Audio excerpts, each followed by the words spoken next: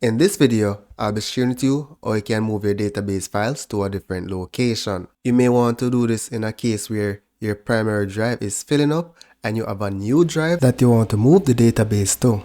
So the first thing you want to do is get the current location of the database files that you want to move. So in this case, I want to move the AdventureWorks LT 2025 database. So let's use this query here to get the current location.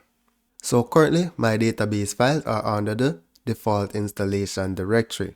Now I want to move these files to my D drive. So let's go to the D drive, MSSQL/data. This is where I want to move my database files to. So let's copy this path and minimize. Now the next step is to set your database offline.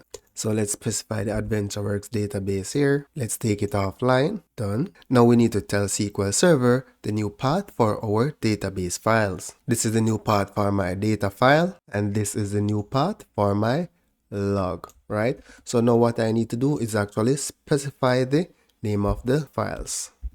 Now I need to specify the actual file names. So let's execute the first query again. So now we need to append the data file there. And now we need to do the same for the log file.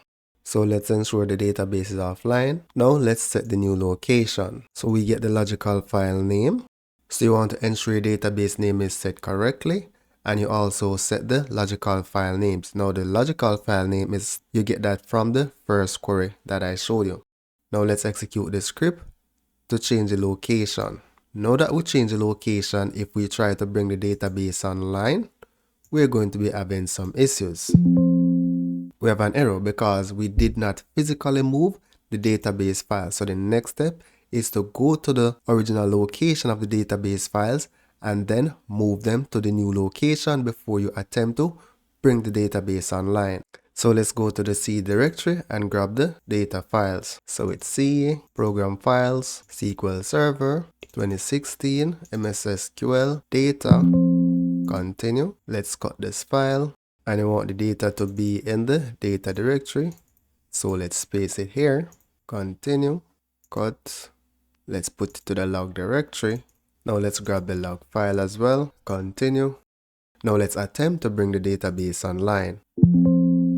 That was a success. Now let's validate the file location. Let's execute. And you can see it's now reflecting the new location. So that's it for now, guys. Thank you for watching and see you in the next video. For more training, you can check out my Udemy courses. The link is in the description of this video.